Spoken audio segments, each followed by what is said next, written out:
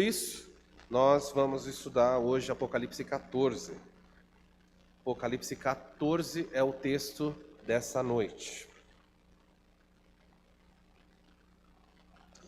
Hoje nós vamos terminar, se a graça de Deus permitir, o verso 5. Primeiro bloco aí do verso 5.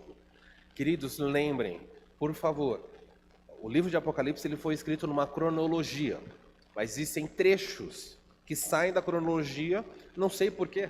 Saem da cronologia porque Deus faz um parênteses, fala, olha, eu vou contar algo para você que está fora da sequência. Então o capítulo 14, ele sai da sequência.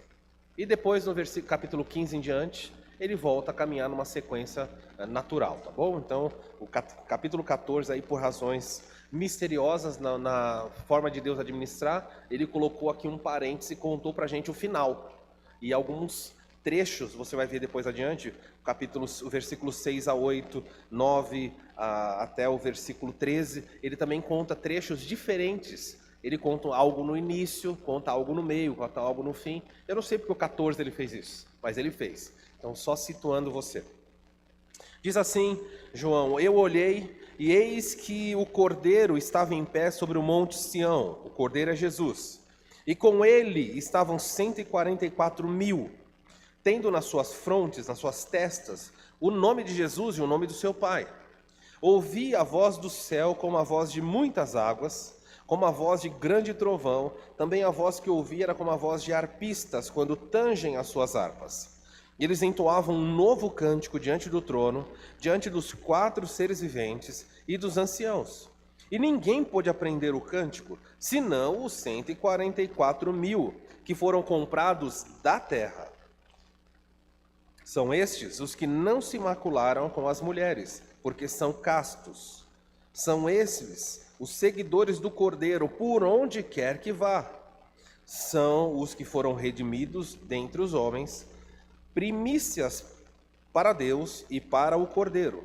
E não se achou mentira, e na sua boca não tem mácula, ok? Não se achou mentira na sua boca e não tem mácula. Aí é o final do capítulo, nós olhamos bastante. Eu vou pedir para a Cláudia pular para o slide 30 para mim, Cláudia, por favor. Eu acho que é o ponto 4, o último slide do ponto 4, porque tem bastante coisa aí e eu preciso aproveitar o nosso tempo. Nós falamos que o que sustenta as pessoas, obrigado. Nós falamos que o que sustenta as pessoas, porque esses homens estão em pé diante do Cordeiro no final da história? Porque eles venceram, porque eles estão triunfantes. O texto aqui, esses 5 versículos apontam razões pelas quais eles ficaram em pé. Nós vimos que eles estavam em pé por causa do poder de Deus, que os sustentou no meio de um ambiente de perseguição absoluta. Nenhum deles se perdeu. Todos chegaram vivos ao final da tribulação. E isto é um registro para responder o versículo 15 do capítulo 6, que fala, quem pode ficar em pé diante da ira de Deus? E a resposta é, aqueles a quem Deus selar, aqueles a quem Deus escolher, aqueles a quem Deus proteger. E isso nos ensina o seguinte, enquanto você transita por esse mundo, permanecer em pé diante de Deus, enquanto você caminha, é um privilégio. É graça, é poder dele. Se ele não sustentar você, nós vamos cair também. Não é a sua força, não é o seu poder, é a graça de Deus que segura. Há um texto em João capítulo 10, versículo 28, em Jesus fala o seguinte, da mão do meu Pai ninguém pode arrebatar as suas ovelhas. Essa é a razão porque você não se perde. O crente, ele peca, o crente tropeça momentaneamente, mas o crente é preservado do que é chamada apostasia total. O verdadeiro crente não dá as costas e vai embora e fala, abandonou a fé. Não existe pessoa que fala assim, olha, eu também era crente há 30 anos atrás. Isso é bobagem. Não existe isso. O crente pode cair, sim, mas isso é momentâneo. E eu poderia traçar diversos personagens que caíram, ficaram momentaneamente desviados no Antigo e no Novo Testamento e depois retornaram. Davi mata Urias, Davi adultera com Batseba e ele peca contra Deus e se afasta de Deus. Natã o repreende, o profeta Natã, ele fica longe. E aí ele próprio diz, enquanto eu calei os meus pecados, envelheci. Enquanto eu escondi os meus pecados, envelheci. E depois ele fala, mas quando eu confessei, aí ele fala, envelheci porque a sua mão pesava sobre mim. Mas quando eu confessei os meus pecados, então o Senhor me restaurou. Davi se desviou e voltou para o caminho. E nós podemos pegar outro, Sansão. Sansão fez muitas coisas erradas. No final da vida, ele fala, Senhor, dá-me forças. E aí ele volta para o lugar que ele tinha que estar. Pedro negou Jesus 3 vezes. Foi, saiu, tropeçou, ficou um tempo errado, voltou para o caminho. E Judas? Judas se desviou e foi embora. E aí Jesus fala, não perdi nenhum dos que me deste. Em João 17, Jesus ora e fala, eu não perdi nenhum dos que o Senhor me deu, Pai, exceto o filho da perdição, para que se cumprisse a Escritura. Então, o verdadeiro crente, ele é protegido da apostasia total. Se eu falo para você que se você é um salvo de fato, Deus vai te guardar, impedindo que você se desvie de modo perene e não volte mais, o que surge no seu coração? Qual o sentimento que aparece? Em que eu falo assim, há um poder segurando você, há um poder tentando tirar você, mas há um poder muito maior, mantendo, sustentando você. O que surge no coração? Paz, o que mais? Paz, segurança, como? Gratidão. Gente, é maravilhoso isso. Ah, o crente fala, bom, já que eu não prego a salvação, então eu vou cair na gandaia. Não, esse não é um pensamento de alguém que está na mão de Cristo. Não é um pensamento. Então aprenda isso aí. Eu estou cansado, toda vez que a gente defende a perseverança dos santos, que é um ponto muito importante, as pessoas dizem, então se eu sou crente, posso fazer o que eu quiser. Pode fazer o que quiser. Mas lembra que Deus tem na sua mão uma vara. E Ele disciplina os seus filhos. Posso fazer o que eu quiser? Pode. E Deus também pode. Não esqueça disso. E o autor de Hebreus, ao falar que Deus pode fazer todas as coisas, ele fala assim, não brinca com Ele, porque Ele é fogo, e é um fogo consumidor. E quando ele fala dos crentes, ele fala, cuidado, porque terrível coisa é cair nas mãos do Deus vivo. Então, cuidado com isso. Mas o crente é preservado disso. Desculpa, eu tenho que avançar. A tendência de você puxar os fios de novo. Então, poder. Eles ficaram em pé pelo poder, depois eles ficaram em pé pelo louvor. Eles continuaram louvando a Deus o tempo inteiro. E aí depois nós vimos que eles são guardados por causa da sua pureza.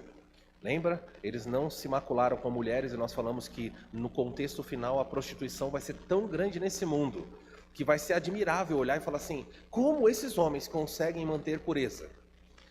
Hoje, nos dias atuais, quando você vê pessoas que tropeçam na área moral e jovens vão para a faculdade e lá começam a ter um estilo de vida sujo. E as pessoas dizem assim, mas o tempo hoje mudou muito, é muito difícil manter santidade.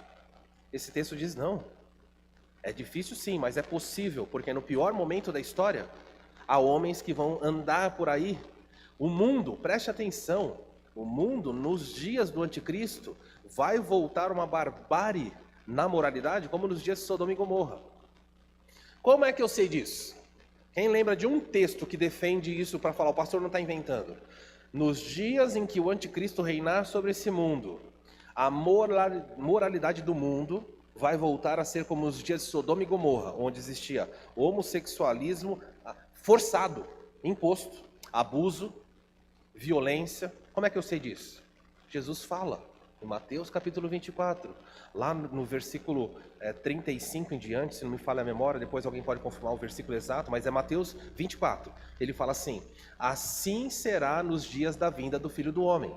Porque como nos dias de Noé, e ele começa a falar como, ele menciona fatos da história. Na época de Noé, não muito diferente de Sodoma e Gomorra, as pessoas viviam, casavam, se davam em casamento, não queriam saber de nada. Ele falou, olha, vai ser como aqueles dias, a moralidade vai se corromper. Vocês acham que a moralidade do nosso país está melhorando, está estável ou está descendo? Vai para as escolas infantis e você vê crianças pequenininhas dançando funk, com palavreado sujo. Moralidade descendo. Estou vendo várias pessoas aqui de cabecinha branca. Vocês lembram, na época de escola, se tinha palavrão, podia falar palavrão para o professor? Podia falar palavrão em casa? Hoje, ai do pai que falar para o filho não pode. Normalizou. Raramente você vai assistir um filme que não tenha palavrões. E o nível dos palavrões nos filmes estão cada vez pior. Está descendo. Escute o que eu estou dizendo. O mundo está sendo preparado para a moralidade daqueles dias. Por isso o texto fala, eles ficaram em pé porque não se macularam com as mulheres, certamente numa imoralidade terrível. É isso que eles ficaram em pé. E terminamos falando do partidarismo, eles eram do partido de Cristo. Eles não eram de direita, nem de esquerda. Eles eram seguidores do Cordeiro por onde quer que o Cordeiro os mandasse. E foi isso que os caracterizou.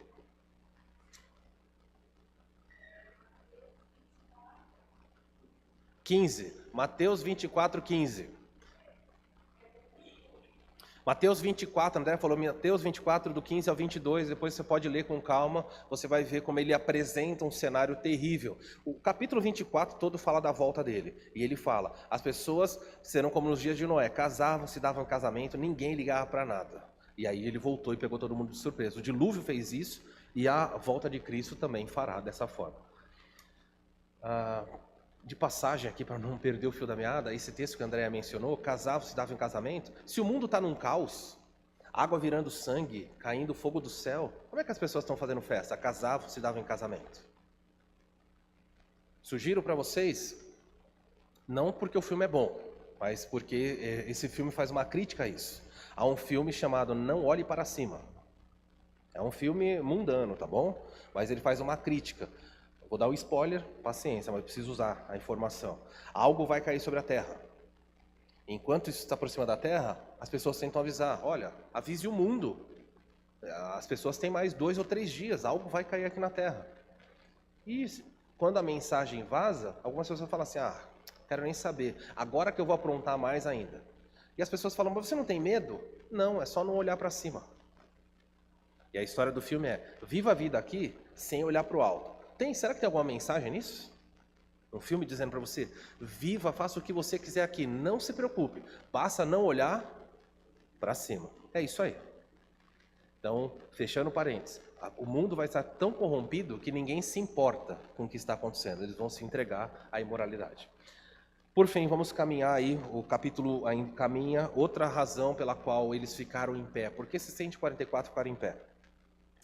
Eles ficaram em pé porque existia um propósito na vida deles. Então o versículo 4 diz assim, são estes os que não se macularam com mulheres, já expliquei o que é, porque são castos, já falei que eles não estão envolvidos na imoralidade do mundo, não é que eles não são casados, nada disso, eles só não se macularam. São eles seguidores, aí a parte que nos interessa, são esses seguidores do Cordeiro por onde quer que os vá, e a parte final diz assim, são os que foram redimidos. Se você quiser grifar a palavra redimido, significa esses homens estão em pé porque eles foram comprados, eles foram resgatados, a redenção deles aconteceu. Onde isso aparece? No capítulo 7. Não toque, a ordem para os anjos é, não faça mal à terra até que eu cele a face dos meus servos. Então eles foram comprados. Pessoas seladas por Deus, são pessoas protegidas. Se você quiser fazer um paralelo, aqui eles eram judeus, eles são judeus. Mas em Efésios capítulo 1, versículo 13 em diante, diz que nós, igreja, nós somos selados com o Espírito Santo da promessa. E o apóstolo Paulo diz assim, o Espírito Santo que selou você é a garantia de que você vai ser redimido. Gente, é maravilhoso isso. Você vai ser redimido porque você foi comprado, houve um preço por você. E quando eu falo que você foi redimido, eu e você temos em mente pelo que fomos redimidos. Deixa eu marcar daqui Apocalipse, volta algumas páginas, você vai passar aí por Judas, cartas de João, vai até a primeira epístola de Pedro. Olha o que Pedro diz, primeira epístola de Pedro. Pedro, ao escrever sua carta por volta do ano 63, ele diz o seguinte. Acharam? Primeira de Pedro, capítulo 1, verso 18. É dito para os 144, estes homens foram redimidos e nós também fomos. E qual foi o preço dos 144 mil e qual é o seu preço? É dito o seguinte, 1 de Pedro 1, 18. Sabendo, pois, que não foi mediante a coisas corruptíveis, como prata ou ouro, que vocês foram resgatados do vosso fútil procedimento que os vossos pais vos legaram. Se quiser marcar aí nesse verso e depois voltar com atenção, Pedro diz o seguinte, você foi comprado e o preço para resgatar você não foi nem ouro e nem prata. Mas a parte que eu quero que você destaque, ele fala do que nós somos resgatados. Olha para o texto aí. Pedro fala, nós somos resgatados de algo. Do quê? Fútil procedimento. vazio procedimento, vazio estilo de vida que quem passou para nós? Os nossos pais. E sabe o que ele está dizendo assim? Tem muita gente que fala assim, sabe o que eu não me torno crente? Minha família é de tradição. Minha família, toda a minha família é daquela crença, só eu não vou mudar. A Bíblia fala assim que o que foi transmitido para você, quando você está longe de Cristo, é um legado vazio, tolo. E você foi resgatado exatamente disso. Não adianta falar, minha família é católica, minha família não sei o que há tantos anos. Não importa. Ah, mas fulano, tal. Eu canso de ver gente defendendo um negócio de tradição. A tradição, ela é boa. Em si, ela não é ruim, você receber um legado de alguém. Mas Pedro diz, nós somos resgatados de um legado ruim. O seu pai e a sua mãe, se não foram crentes, transmitiram para você uma fé errada. Então, se você falar, eu aprendi o hinduísmo com os meus pais, errado. Eu aprendi não sei o que, o budismo com meus pais, errado. Não importa. Somente a fé verdadeira é o legado transmitido corretamente. Continua aí. Vocês não foram resgatados por ouro ou prata, verso 19. Mas pelo precioso sangue de cordeiro, de um cordeiro sem defeito, sem mácula, o sangue de Cristo, conhecido com efeito antes da fundação do mundo, porém manifestado no fim dos tempos por amor de vós. Pedro diz o seguinte, vocês foram resgatados pelo sangue do próprio Filho de Deus. Temos valor ou não temos valor? Ele falou, custou caro.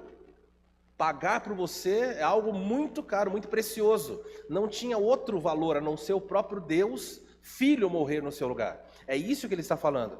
Por isso, pode voltar para Apocalipse, ele diz assim, essas pessoas são os que foram redimidos dentre os homens. Há um preço pago. Então, se você foi comprado, nunca mais diga. O crente não tem direito a dizer as seguintes palavras. Isso é uma frase demoníaca, tem que sumir do vocabulário cristão. O crente diz assim, o crente não pode dizer isso. Eu sou o dono do meu nariz. Não é não. Cristo pagou pelo seu nariz. Ele pagou por tudo, é dele. Os homens no passado tinham tanto medo de ser comprados por Cristo, que alguns, ao se batizar, por exemplo, eles conta a história de um personagem na história da igreja, que ao se batizar, ele falou, você pode me afundar, mas essa mão vai ficar do lado de fora. E batizaram ele assim. Eu te batizo em nome do Pai, do Filho e do Espírito Santo, e afundaram ele, mas a mão ficou fora da água. Aí perguntaram para ele, por quê? Ele falou, não, porque essa mão, ela não pode se converter, porque eu sou um guerreiro, ela vai continuar matando.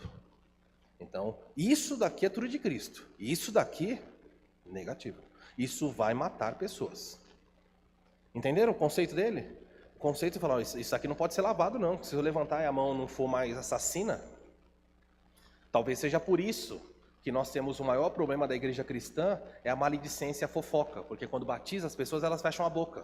Tem que falar, abre a boca, vou te batizar. Então batiza a pessoa, não molhou a língua, as pessoas vêm para a igreja, ó. Terrível, né? Eu estou pensando em adotar essa tática agora. Falar, eu te batizo, abre minha boca. Eu te batizo em nome do Pai e afunda. Você vê se a água entrou, aí você sai. O próprio Jesus, Tiago, diz o seguinte, que a língua é fogo terrível, colocado em chamas pelo inferno. Então, cuidado. Nós fomos comprados. Temos um preço alto. Faça valer a pena o preço que foi pago por você. Se você guardar essa frase, já que é uma noite de falar filmes, assista um filme chamado O Resgate do Soldado Ryan, em que um batalhão inteiro quase tem que perecer para salvar uma única pessoa. E no final, alguém diz para ele o seguinte, olha, vários morreram para salvar um. Ele olha nos olhos da pessoa e fala assim, o último vai morrer. Faça valer a pena. Custou vários homens a sua vida. Volte e faça valer a pena. Então, se eu falar para você o preço que você teve, olha, vai fazer valer a pena. Alguém pagou bem alto por você. Dito isso, isso para falar dos redimidos. Então, nós temos um propósito, fomos comprados. Mas o propósito aparece aqui, ó. Comprados dentre os homens, e nós somos primícias para Deus e para o Cordeiro. A palavra importante é essa palavra aqui, ó. Primícias para. Está aí o propósito. A questão é saber o que são primícias. O que é uma primícia? Você hoje sentado aqui, que é um salvo, você é uma primícia para Deus. E você também é uma primícia para o Cordeiro. No contexto do mundo antigo, as primícias funcionavam assim. No Antigo Testamento, o termo era usado para ofertas onde a primeira parte colhida, principalmente no contexto de agricultura, a primeira parte, a primeira, daí onde vem a primícia, a primeira parte era dada a Deus. Então, se alguém plantasse, você plantou trigo, a primeira parte da colheita era oferecida no templo, era para Deus. Ah, eu tenho um rebanho, se você vai tosquiar as ovelhinhas, vai pegar a lã, a primeira parte da lã era dada no templo. Tudo que fosse primícia era dado a Deus. Colheu uvas, as primeiras uvas da colheita era de Deus. Era um conceito fortemente enraizado na cultura judaica, para dizer o seguinte: Deus tem que ter a primazia em tudo. Já percebeu como no mundo evangélico o judaísmo defendeu muito isso, mas quando veio para a igreja isso mudou? As pessoas recebem as suas rendas, as suas remunerações, salário, seja o que for. Sabe qual é a parte de Deus? Aqui sobra. Então, primeiro eu vou pagar água, eu vou pagar luz, primeiro eu vou fazer o mercado, eu vou pagar faxineira, eu vou não sei o que e tal. Se sobrar, é de Deus. É um conceito que entrou nas igrejas maligno. No Antigo Testamento, gente, era um absurdo fazer isso. Você colheu, a pessoa ficava até contente, obrigado. Sabe o que é uma primícia? Então, em primeiro lugar, é esse conceito aqui, ó. Era a primeira parte de uma oferta. Olha o que Deuteronômio diz, aqui para os judeus especificamente. Vocês devem dar-lhes, aqui está falando para os sacerdotes. O povo de Israel, dê para os sacerdotes as primícias do cereal. Por que para o sacerdote? Porque Deus não come trigo. Não é isso que ele não está falando, traz aí a uva porque eu vou descer do céu para chupar uva. Não é isso. Você vai demonstrar a primícia para mim sustentando a minha casa, que é o templo. Lá tem um grupo de levitas, em que eles não receberam porção de terra, não vão trabalhar. Eles são sustentados por todos vocês. Tudo que vocês tiverem de melhor, entreguem para eles, porque eles estão ao meu serviço.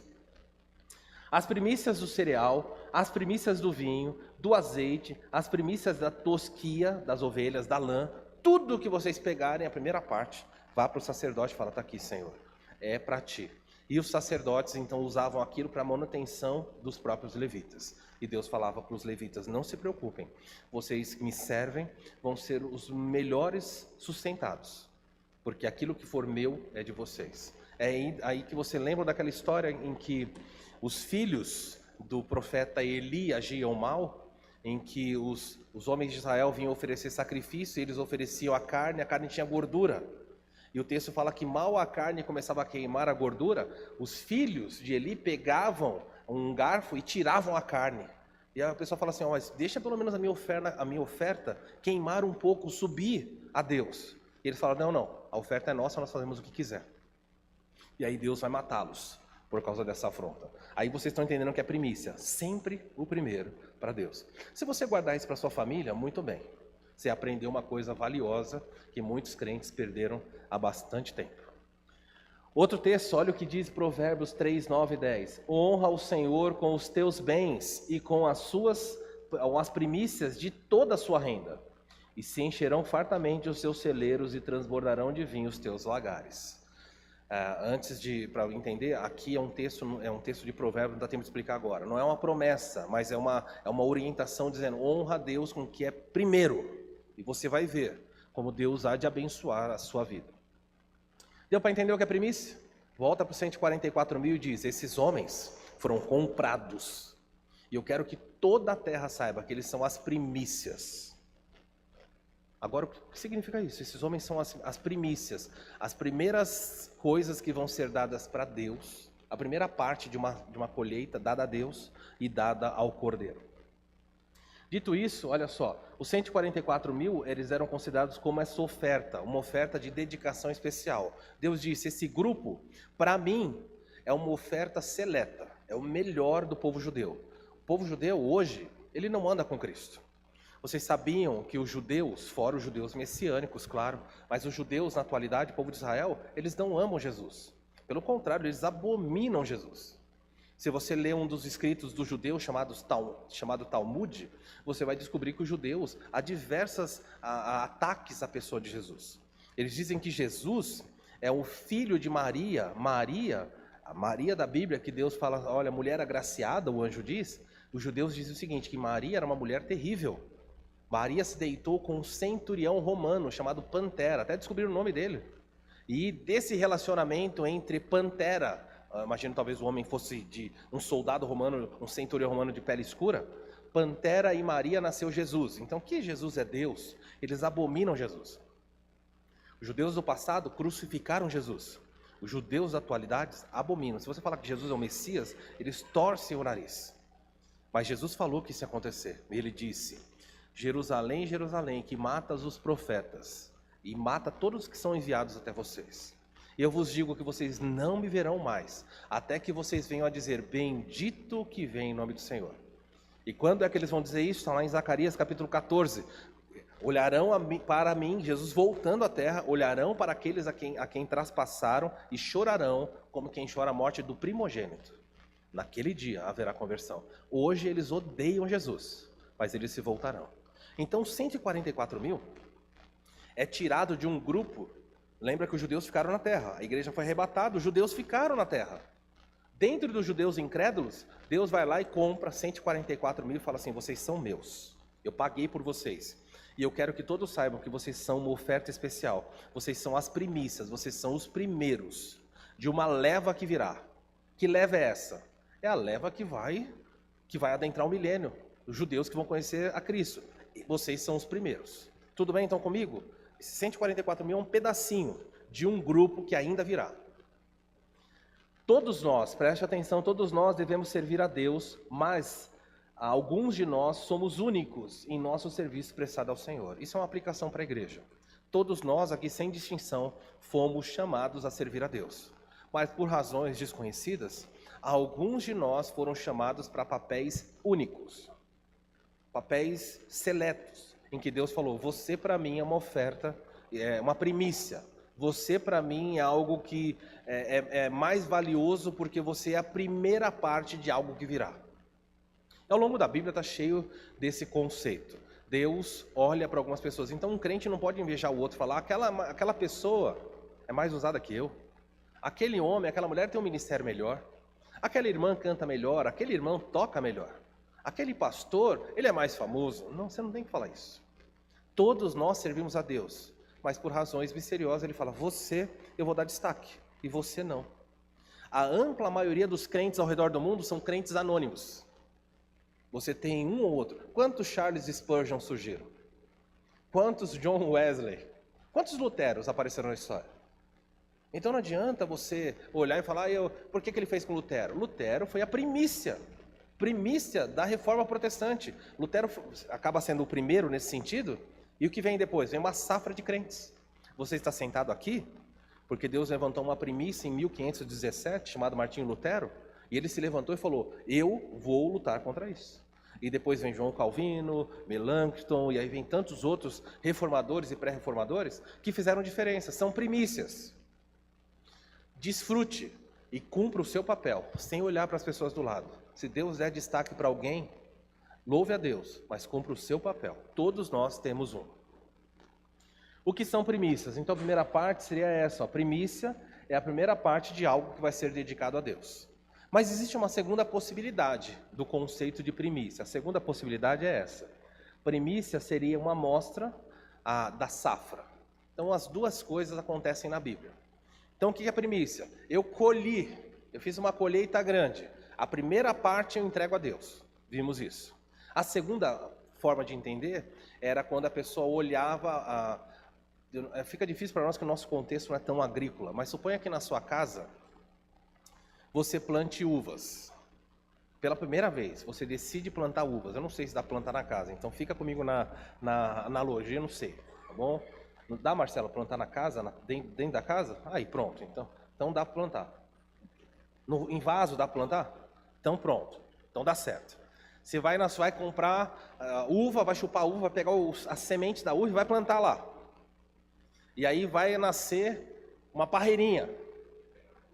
Tem que pegar a muda, pronto, esquece. Viu como eu entendo tudo? Não pega a semente. Depois o Marcelo explica. Marcelo, deixa eu dar meu exemplo aqui. Mas, seja como for, se você plantar uva e a uva começar a aparecer, as primeiras que vão aparecer no pé, elas são pequenininhas. Pequenininhas. Quem já teve o privilégio de chegar numa árvore e você fala: nossa, olha o tamanho desse limão, é pequenininho. Olha o tamanho da jabuticaba, é pequenininho. Aquilo são as primícias. Pode se aplicar a café, tantas outras coisas. Como é que eles sabem se a safra que vem é uma safra boa? Como eles sabem? Eles vão para as primícias, eles olham lá as primeiras sementes que aparecem e falam assim: olha, se as primeiras sementinhas que apareceram são boas, Nossa, virá uma safra excelente. Isso aqui é muito bonito. Ele está dizendo o seguinte: se o primeiro que aparece é bom, o que vem atrás pode esperar. Vai seguir o padrão. Então você vai ter uma safra extraordinária. Nesse sentido, se aplicarmos isso, é dito o seguinte: esse povo que está em pé diante de mim, os 144 mil, são primícias. E se eles são as minhas primícias, vocês verão o que vem depois, que vai entrar no milênio. Tudo bem então comigo? Se esses 144 são bons, são homens desse quilate extraordinários, Deus está dizendo: os cidadãos do reino, os judeus que adentrarão o reino serão extraordinários. Isso faz bastante sentido porque Paulo diz o seguinte em Romanos capítulo 11. Desculpa as correlações, estou fazendo aqui, depois você olha lá. Romanos capítulo 11, Paulo diz o seguinte: se a rejeição dos judeus gerou bênção para a igreja, o que será para toda a terra quando os judeus voltarem-se à fé? Hoje você é abençoado porque o judeu disse: eu odeio Cristo. Você foi abençoado. E aí Paulo diz: o que será que vai acontecer quando os judeus disserem: nós amamos Cristo? Estão entendendo que é primícia? Essa terra não viu, esse planeta não viu ainda o que vem pela frente.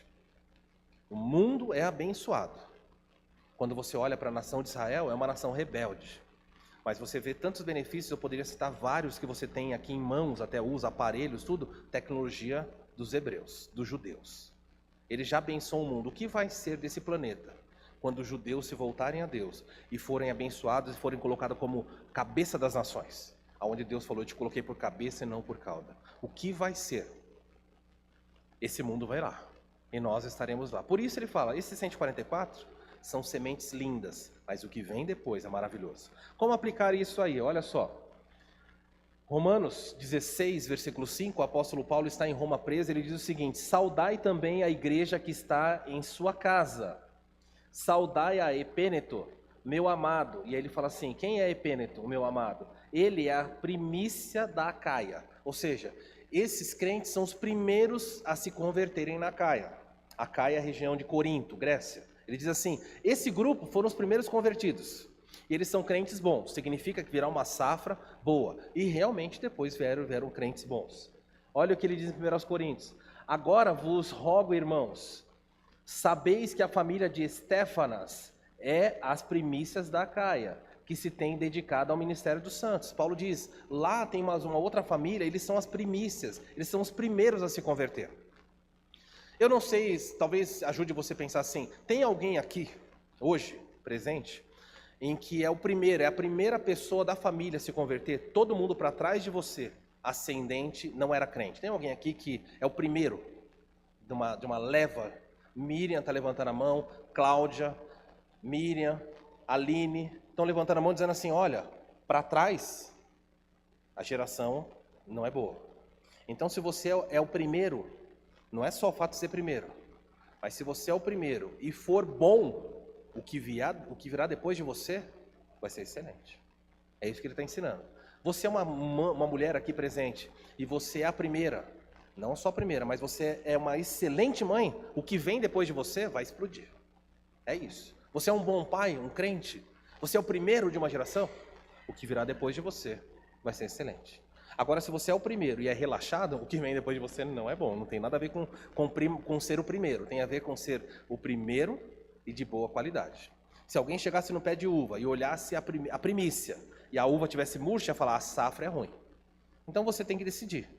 Você é o prenúncio de uma safra boa ou de uma safra ruim? Depois de você, vem uma safra boa ou uma ruim? Se fizeram a genealogia, fizeram uma linha, não a genealogia, uma linha, genealógica aí, talvez pegaram Jonathan Edwards, a mente mais brilhante que surgiu nos Estados Unidos, e traçaram todos os seus sucessores, os seus descendentes. E na linhagem dele, não sei quantos presidentes, não sei quantos... Ele começa a destacar só juízes, gente extraordinária. O que Jonathan Edwards era? Uma semente excelente. Na sua linhagem, por curiosidade, alguém pegou, na mesma época, a linhagem de um estuprador que foi preso na mesma época, e começaram a traçar a linhagem desse estuprador. Não sei quantos condenados, não sei quantos assassinos. Uma safra terrível. É a linhagem de Sete e a linhagem de Caim.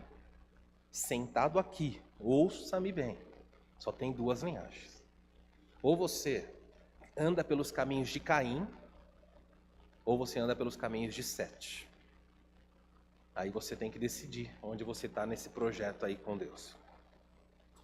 Olha que Romanos 11 diz: e se as primícias são santas, também a massa é. E se a raiz é santa, também os ramos são. Ou seja, se você é o primeiro e é bom, o que vem depois de você é muito bom. Pode ter certeza disso. Para finalizar, olha que Paulo fala sobre ressurreição. Ele diz assim: todos os crentes vão ressuscitar um dia. Todos serão ressuscitados, mas por sua ordem. Cada um vai obedecer uma ordem, uma sequência para ser ressuscitado. Então, quem é o primeiro que ressuscita? Ele fala assim: vamos seguir uma ordem? Quem é o primeiro? Cristo. Como é que ele chama Cristo? O que ele está dizendo? Não se preocupa, todos vocês vão ressuscitar, mas o primeiro a se levantar dos mortos, com o corpo glorificado, em toda a sua beleza, quem é? Cristo, ele é a primícia. O que ele está ensinando para a gente? O que o leitor da época falou: nossa, a semente foi boa? Que se levantou? Ele fala assim: se Cristo se levantou e ele é a primícia, é bom, todos que virão depois dele, ressuscitados, serão muito bons. O que traz ao coração isso? Eu sei que hoje você é meio boca, você fala, você, se você é um salvo, quando você se ressuscitar, o mundo vai olhar para você e falar: não acredito que era você. A gente vai olhar no céu e falar: era você mesmo? É, sou eu. Mas você era tão diferente na terra. É, mas é outra história. Agora eu sou, eu brilho. Agora eu tenho uma glória aqui que Deus vai me dar. Primeiro na sua ordem, Cristo, as primícias, e depois, quem vai ressuscitar? Depois os que são de Cristo. Quando? Na sua vinda. E depois que Cristo voltar com os seus na sua vinda? Depois disso?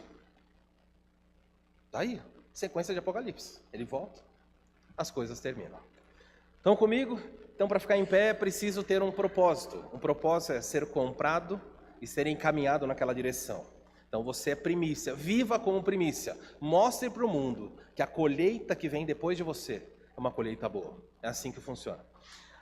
A sexta parte, porque eles ficaram em pé diante do Cordeiro, é a precisão. Olha para o versículo 5, diz assim: e não se achou mentira na sua boca e não tem mácula. A parte que diz, fala, não se achou mentira na sua boca, nos mostra a precisão deles.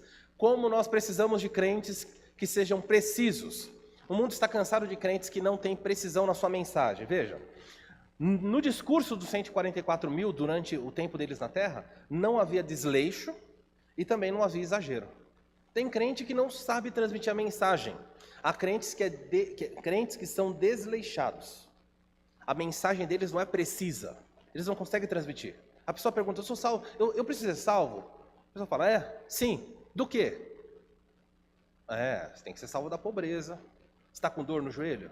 Se você for na minha igreja, vão orar e a dor vai sumir. Aí começa. É precisa essa ordem? Há tanto ruído no meio da igreja? Isso é desleixo. Aonde está na Bíblia que você precisa se converter? Para se converter tem que sumir a dor no seu joelho. Ou você tem que ter um pouco mais de dinheiro na sua conta. Onde está isso na Bíblia? Não existe desleixo e também não existe exagero. O que é exagero? Se você se converter, veja se você alguma vez já fez isso. Se você se converter, sua vida vai se tornar maravilhosa. Amém? Nunca ouviram isso? Tudo o que você precisa, sua vida está ruim, sabe por quê? É porque você não se converte, porque no dia que você se converter, nossa, a sua vida, agora você vai experimentar o melhor da vida, Isso é exagero. Você vai experimentar coisas boas, mas pode ser que você se converta e antes de chegar na melhor fase da vida, você passe por vales terríveis. Aliás, infelizmente eu digo isso, a maior parte das pessoas que se convertem, elas passam por problemas. Olha os malineses lá, estão experimentando o melhor da vida, não é? Se converteram, estão lá, o melhor da vida foi dado a eles. Queridos, Deus precisa de crentes que tenham precisão. Os crentes precisam. Não havia desleixo nem exagero. Não havia exagero, mas também não havia eufemismo. Eufemismo é um abrandamento. Hoje os crentes, eles estão colocando água no que Deus quer dar para as pessoas. A Bíblia, ela fala diversas vezes, ela apresenta às vezes Deus pegando um cálice, nós vamos ver isso mais adiante, ele pega um cálice, eu acho que é aqui no capítulo mesmo 14, nós vamos ver isso. Ele fala que Deus quer dar para as pessoas um cálice com uma mistura, com uma bebida forte, misturada para ser entregue. Ele fala assim, essa bebida é fortíssima. O que as pessoas fazem quando pegam uma coisa que é muito forte para beber? Mas põe água. E tem crente que água o evangelho. A pessoa fala assim, você está dizendo que eu vou para o inferno? E você fala, não, eu não. Mas a Bíblia diz que você vai para o inferno. Você não precisa ter medo de dizer isso. Quando perguntarem a sua opinião sobre algo, você tem que aprender a responder. E dizer, a minha opinião pouco importa sobre isso. Deixa eu dizer para você o que Deus fala. E é assim que você vai responder de forma precisa. E as pessoas não têm como se defender. Ah, você é a favor do homossexualismo? Eu? Minha opinião, sou um humano, minha opinião não conta. Mas deixa eu dizer para você o que Deus diz sobre isso. Aí você conta o que Deus diz, e no final você fala, e eu concordo com ele. Fechou. A pessoa ficou brava e fala, Deus fala isso, eu assino embaixo. Ele falou, eu estou de acordo. Agora quando você fica, eu acho, eu não sei o que, é melhor não. Você faz a mensagem ficar confusa. O mundo está cansado de crentes. Porque eles têm contato com crente na escola, na faculdade, na televisão. Cada um fala uma bobagem. É muito triste isso. Cada um fala, olha, você está com problema na sua casa? Traz o nome do seu filho que eu vou colocar na corrente de oração e traz uma foto dele que nós vamos resolver. Seu marido bebe, pega uma meia nele. Tinha uma igreja um tempo atrás, se é que a gente pode chamar de igreja, ensinando isso. O seu marido é alcoólatra? Ele é alcoólatra porque existe um demônio do álcool. Então você faz o seguinte, você vai pegar uma meia dele, vai trazer, a igreja vai ungir essa meia e depois ele tem que usar 7 dias a meia sem tirar do pé. Meu Deus, até claro que o demônio vai embora, não fica ninguém. 7 dias sem tirar. A pessoa perguntou, mas e para tomar banho? Não pode tirar. Toma banho? Está confuso o discurso por aí à volta? Está igrejas falando sobre pecado, enquanto outras igrejas estão dizendo, você é a menina dos olhos de Deus. Deus não vive sem você. Ele chora quando você não ora. Deus está carente. Deus estava tão carente que criou os seres humanos. Sabe por que nós existimos? Nós somos a resposta para a solidão de Deus. Ah, irmãos, Deus não estava só. Se não existissem os anjos, Ele nunca estava só. Por quê? Deus é trino. Não tem solidão ali. E se Ele precisasse, Ele criou os anjos. Se ele precisasse de seres mais nobres, e depois criou a gente do barro. Você acha mesmo que Ele está precisando do seu consolo? Da sua ajuda?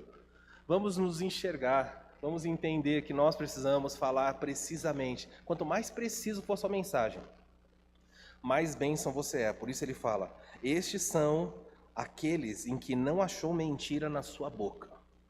E eu quero falar para você o seguinte, quando você fala do evangelho para alguém, você já parou para pensar se você não está contando mentiras? Já passou pela sua cabeça que talvez o seu ensino está distorcido, precisa ser corrigido? Então clame a Deus, fala, Senhor, dá-me uma boca como esses homens, uma boca em que não se achou mentira, eles não falaram, nem se excederam e nem omitiram. Essa é a mensagem dos crentes. E o texto fala também, terminando falando que não havia neles mácula. Não havia neles, por causa dessa palavrinha não existia mácula, os adventistas inventaram uma mentira. Eles dizem que esse grupo de pessoas é um grupo sem pecado. Ora, não pode ser um grupo sem pecado, porque a Bíblia diz em 1 João, capítulo 1, de versículo 7 em diante, que se dissermos que não temos pecado, mentimos e chamamos Deus de mentiroso, e a verdade não está em nós. Não existe pessoas sem pecados. Aqui, isso não vai acontecer. Eles estão vivos, não estão mortos. E se eles estão vivos, são de carne e osso, não foram glorificados, eles são pecadores. Então a ideia de não ter mácula é a ideia assim, olha, eles são irrepreensíveis. Eles atravessaram esse processo todo, mantendo pureza, mantendo santidade, tendo uma mensagem coerente. É esse o papel do crente. Deus não quer que você faça estripulias. Deus quer que você viva a vida comum do cristão. Diga a verdade para as pessoas. Peça para Deus, para a sua boca ser uma boca mais afiada no sentido de falar o que é certo. E que Deus te use como instrumento nisso. Então, queridos, é isso. O último aí, nós falamos a precisão deles, Enquanto o mundo inteiro está mergulhado na mentira, conforme Tessalonicenses mostra, eles dizem a verdade. Enquanto o anticristo e os seus servos estão espalhando mentira, eles estão dizendo a verdade. Por isso, o mundo está se convertendo, porque há precisão no que eles dizem. Olha o que Sofonias, sei que você nem imaginava que tinha esse livro na Bíblia, mas tem um profeta chamado Sofonias, e Sofonias tem uma visão, um vislumbre dos judeus no final da história. Então 144, talvez ele viu 144 ou viu os que vieram depois. Olha o que Sofonias fala: o remanescente de Israel não cometerá injustiças, eles não mentirão, nem se achará engano em suas bocas. Eles se alimentarão e descansarão sem que ninguém os amedronte. Eles dizem o seguinte: no final vai acontecer alguma coisa com os judeus, que eles não vão mais mentir, vão falar a verdade. Isso é muito bonito. Talvez Sofonias teve uma visão do que João estava vendo aqui. E o último está aí, a perfeição. O que é perfeição? É o resumo de tudo que nós falamos. Quer ser perfeito? Todos esses itens aí, peça a Deus na sua vida. Dependa do poder de Deus para não se desviar da verdade. Louve a Deus em meio às lutas. Nunca diga para Deus: Deus, eu não posso cantar porque eu estou com muito problema. Deus, eu não posso cantar porque eu sou perseguido. Eu não posso cantar porque meu filho está doente ou porque eu estou quase terminando o meu relacionamento conjugal. Deus sabe das suas lutas e Deus merece ser louvado independente das circunstâncias. Deus quer pureza em meio à imoralidade. Quanto mais imoral o lugar onde você vive, quanto mais imoral a região ou o contexto em que você está, mais puro Deus quer que você seja. Cuide da sua boca, cuide do seu pensamento. O mundo verá diferença nisso. Quarto, tenha um compromisso. Aqui é a ideia do partidarismo. Tenha um compromisso incondicional. Obedeça a Cristo no que Ele falar e você ficará em pé. Se Ele diz vá para a esquerda, vá. Não fique perguntando: mas eu não concordo. Faça sem concordar, obedeça. Deus não precisa de conselhos da nossa parte, Ele quer obediência. 5, cumpra o seu propósito. Não sei qual é o seu, se você é uma primícia, seja excelente, para que os demais aí sejam abençoados. E por mais difícil que seja, procure ter precisão no comunicar da verdade. Isso é se receber o rótulo de Deus, falar: você também é alguém perfeito. Talvez você pense: os 144 mil são extraordinários, eu não sou ninguém. Deixa eu dizer para você que eles não são os únicos. Eu não vou ler, mas a Galeria da Fé em Hebreus 11 destaca homens e mulheres comuns. Alguns deles que a gente teria até vergonha. E Deus fala para eles, no final, apesar dos erros aqui na história, eles foram colocados como pessoas que vão ser consideradas dignas. Sansão era um devasso, ele aparece na Galeria da Fé. Davi era um homicida, não é adúltero, ele aparece na Galeria da Fé. Então Deus não está buscando perfeição de falar: a partir de agora eu vou ser a pessoa mais santa na história. Não. Ele quer que você procure viver aos olhos dele corretamente. E o seu nome também vai estar numa galeria. Uma galeria que ninguém pode tirar esse nome. Que Deus te ajude, meus queridos. A grande pergunta para nós terminarmos é essa: Deus está à procura de homens e mulheres que façam diferença nessa geração terrível. E a pergunta que você tem que responder é: será que você vai dizer para o Senhor: eis-me aqui? Baixe sua cabeça um instante.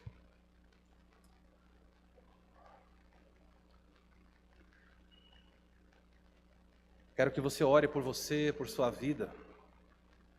Quero que você pense sobre o que você ouviu ao longo desses versículos nesses dias.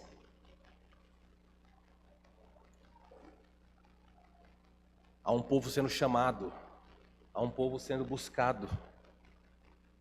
E um dia, esses 144 mil vão cantar uma canção belíssima. E o nosso objetivo é estar lá juntos, cantando: digno é o Senhor para sempre. Gerações e gerações estão sendo chamadas. E o que Deus quer que nós venhamos a cantar junto com aquele povo é: Senhor, o teu nome é santo para sempre. Será que você vai estar naquele lugar cantando essa canção ao Cordeiro?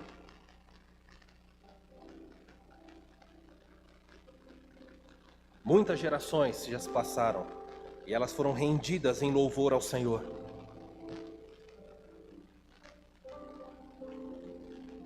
Quando nós cultuamos a Deus, você precisa saber que nós estamos diante do nome mais alto que existe, o nome maior.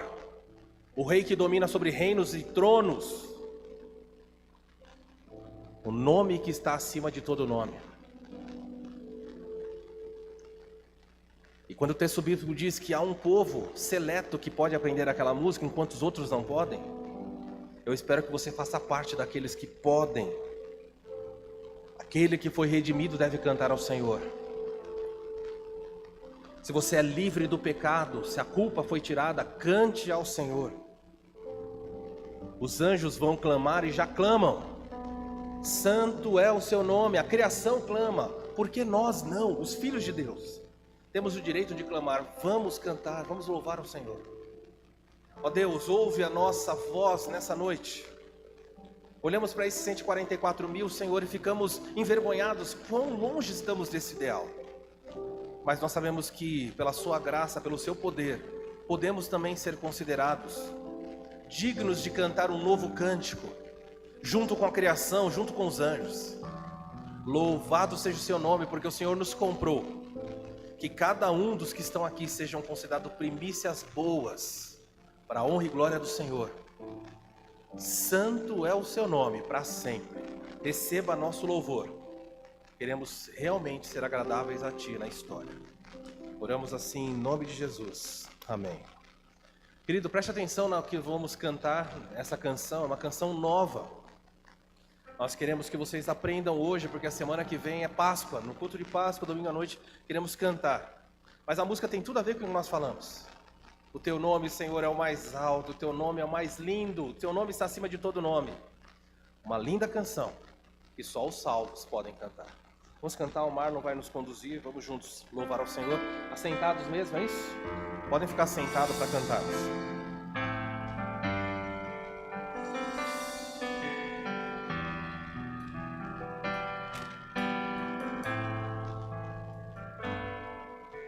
As muitas gerações rendidas em louvor, cantando ao Cordeiro uma canção. Os que em Ti se foram, os que hão de crer, cantando ao Cordeiro uma canção. Teu nome é o mais alto, Teu nome é o maior, Teu nome é sobre todos os tronos e domínios, governos e poderes. Teu nome é sobre todos e os anjos clamam, Santo, toda a criação, Santo, exaltado és, Santo, Santo para sempre.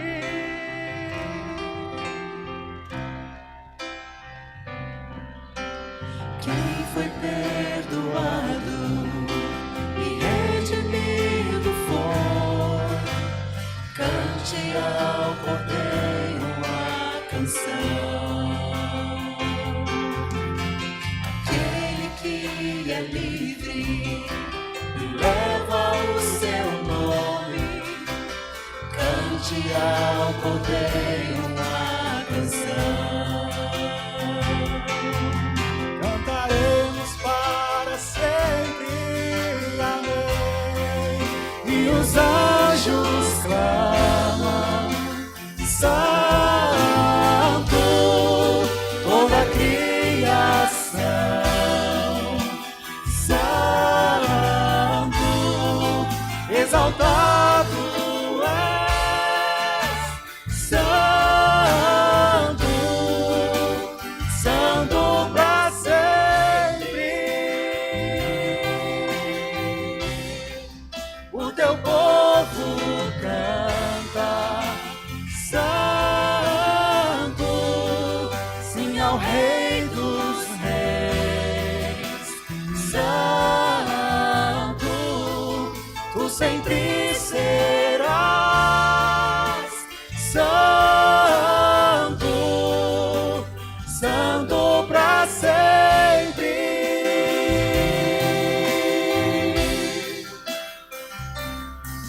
Teu nome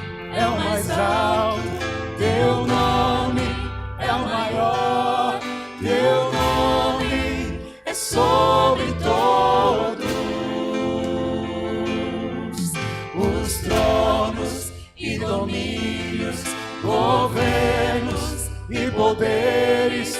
Teu nome é sobre todos. Teu nome é o mais alto. Teu nome é o maior. Teu nome é sobre todos. Os tronos e domínios, governos e poderes. Teu nome é sobre todos. E os anjos clamam: Santo, toda a criação. Santo, exaltado és. Santo, Santo pra sempre. O teu povo canta: Santo, sim ao Rei dos Reis. Santo, tu sempre serás. Santo, Santo pra sempre. Tu sempre serás. Santo, Santo pra sempre.